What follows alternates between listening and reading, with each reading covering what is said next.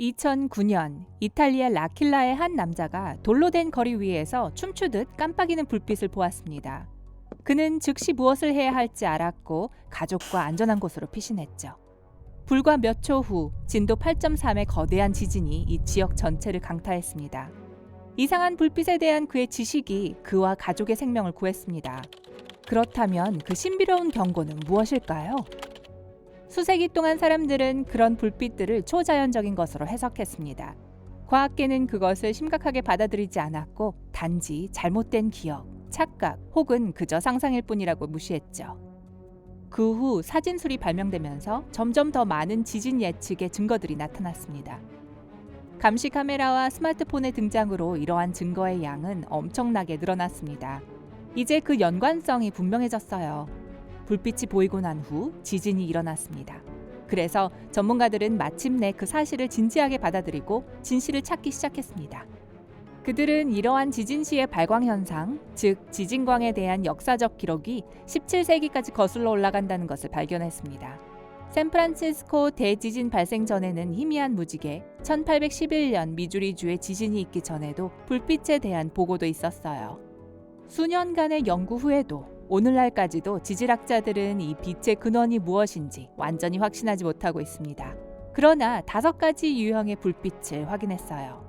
하늘을 비추는 밝은 섬광, 마치 폭풍 번개나 강한 카메라 플래시 같은 형태, 불빛 기둥처럼 보이는 하늘의 광선, 지면을 통해 뿜어져 나오는 다양한 크기의 불꽃, 산 위로 확산되는 불빛, 구상 번개라고 오해할 수 있는 느리게 움직이는 공 모양의 빛, 구상 번개 역시 잘 알려지지 않은 대기 현상으로 이름 그대로 떠다니면서 폭발할 수 있고 유황 냄새를 남기는 공 모양의 번개입니다.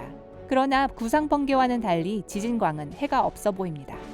하지만 이 모든 유형의 불빛이 어떻게 지진과 연관되어 있는지는 전문가들도 알지 못합니다. 지진이 발생하기 전에만 나타나는 것도 아니에요. 어떤 경우에는 지진 중 그리고 지진 후에도 보고된 바 있습니다. 또한 다른 현상과 함께 나타나기도 하는데 운석 충돌, 화산 폭발 또는 오로라 등입니다. 현재 과학자들은 설명할 수 없는 것을 설명하기 위해 이론을 세웠을 뿐입니다. 최근 이론 중 한 가지는 지진 중에 전선이 파괴되어 불빛이 생긴다고 주장합니다. 하지만 이 이론은 이런 현상이 어떻게 수백 년 혹은 수천 년 전에 관측되었는지 설명할 수 없습니다. 마치 중국 고대 전설에서 용처럼 생긴 구름이 다가오는 지진의 경고로 하늘에 나타나는 것처럼요. 또는 고대 로마의 역사가 큰 지진이 발생하기 직전에 거대한 불꽃 같은 불빛이 터져 나온다고 보고한 적도 있죠. 또 하나의 이론은 불빛이 새어나오는 가스라고 주장합니다. 지진이 일어나는 동안 지하의 암석은 압력과 열로 팽창하고 수축합니다. 그러면 암석 사이에 작은 공간이 열리고 닫힙니다. 온갖 가스들이 이 새로운 구멍을 통해 빠져나갑니다. 예를 들어 라돈은 지진 활동 중에 방출될 수 있습니다. 라돈은 공기를 이온화하여 전기 충전을 일으킬 수 있어요. 하지만 라돈은 밝은 빛의 불꽃을 일으키기에 충분치 않습니다. 가장 널리 인정되는 이론 중 하나는 그것이 지하에서 위로 이동하는 전기 때문일지도 모른다는 것입니다. 지하의 화성암, 즉 지구 깊은 곳의 마그마로부터 형성된 암석이 스트레스를 받으면 이온화된, 즉 전기적으로 충전된 산소를 방출합니다. 이는 표면을 통과하여 대기권으로 올라가서 국부적인 전기장을 만듭니다. 그렇기 때문에 특정 지역에서만 이런 사실이 보고되는 이유가 설명이 되죠. 지진광은 이탈리아, 그리스, 프랑스, 독일, 중국 및 남미 일부 지역에서 관측되었습니다. 그 지역들에는 많은 계곡이나 협곡이 있습니다. 그렇기 때문에 화성암이 점차적으로 표면으로 올라가게 됩니다. 그런 종류의 암석은 다른 종류의 암석보다 더 쉽게 전하를 발생시킵니다. 그리고 표면에 가까워질수록 전하가 방출되고 위로 흘러 올라가 공기를 이온화합니다. 공중에서 전기화된 이 플라즈마는 웅장한 자연의 불빛쇼를 만들어냅니다. 이 특별한 암석과 적절한 조건은 전 세계 지진의 1% 미만에 존재합니다. 이는 또한 그 현상이 왜 그렇게 드문지를 설명해주죠. 그 이론을 증명하기 위해 과학자들은 유리 입자, 분말, 플라스틱 디스크의 혼합물로 용기를 채웠고 스트레스가 가할 때 이 물질들이 서로를 지나쳐 움직이는 것을 관찰했습니다. 그것은 지진 지역에서 모래, 바위, 그리고 다른 지하의 물질들이 움직이는 방식을 따르고 있었습니다. 그들은 곧 용기가 충격을 받았을 때 전기 전압이 발생한다는 것을 알아냈습니다. 이는 실험실에서 재현해냈지만 왜 이런 일이 발생하는지는 아직 미스테리입니다. 그래서 여전히 하나의 이론이고 논쟁의 주제일 뿐이죠. 많은 사람들은 지진광이 존재하지 않는다고 생각합니다. 그럼에도 불구하고 지질학자들은 지진이 일어날 때를 미리 알려주는 예측 시스템을 연구하고 있습니다. 그리고 최근 지진광을 예측 요인 중 하나로 포함시켰죠.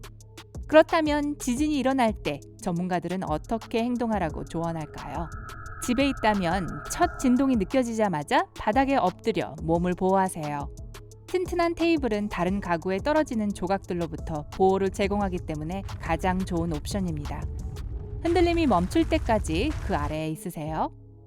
주변에 테이블이 없으면 바닥에 엎드려 팔로 얼굴과 머리를 가립니다. 지금 있는 건물의 안쪽 구석에 있도록 노력하세요. 유리, 창문, 외벽 또는 여러분 위로 떨어질 수 있는 모든 가구로부터 멀리 떨어지세요. 책꽂이, 램프, 옷장 등이 될 수 있어요. 지진 발생 시 출입구에 서 있지 마세요. 오랫동안 전해 내려온 믿음으로 금속으로 된 하중을 견디는 출입구일 때만 안전합니다. 대부분의 일반 출입구는 아무런 도움이 되지 않을 거예요. 지진이 났을 때 침대에 누워 있다면 그냥 그대로 계세요. 도망가지 마세요. 베개로 머리를 감싸세요. 침대 주변에 위험 요소가 있는지 확인합니다. 무거운 조명, 액자, 거울 또는 침대 위 선반 또는 침대 근처의 벽은 위험합니다. 흔들림이 멈추고 안전하다고 느끼면 건물에서 떠나세요. 엘리베이터는 타지 마시고요. 계단을 이용하고 관계 당국의 지침을 따르세요. 만약 지진이 발생했을 때 야외에 있다면 현재 있는 곳에 머무르세요. 하지만 조명, 전신주, 건물, 전선, 그리고 나무로부터 멀리 떨어지세요. 흔들림이 멈출 때까지 거기 계세요.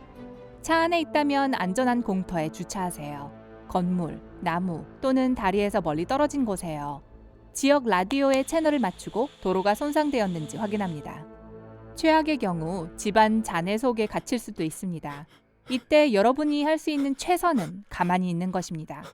움직이면 먼지를 휘젓고 호흡이 떨어질 수 있어요. 손수건이나 옷 조각으로 입을 막으세요. 구조대원들이 곧 올 거예요. 이미 여러분을 찾고 있을 거예요. 구조대원의 소리가 들리거든 소리치지 마세요. 금속 파이프나 벽을 두드리세요. 그러면 더 빨리 발견되고 귀중한 산소를 낭비하지 않게 됩니다. 기억하세요. 하늘에 나타나는 모든 불빛이 지진광은 아닙니다. 하지만 지진광을 정확하게 식별해서 다가올 지진을 인지하고 대비한다면 여러분의 생명을 구할 수 있어요. 오늘 새로운 것을 배웠다면 이 영상에 좋아요를 주고 친구와 공유하세요. 여기 여러분이 좋아할 만한 다른 멋진 비디오들이 있습니다. 왼쪽 또는 오른쪽을 선택하고 삶의 밝은 면에 머무르세요.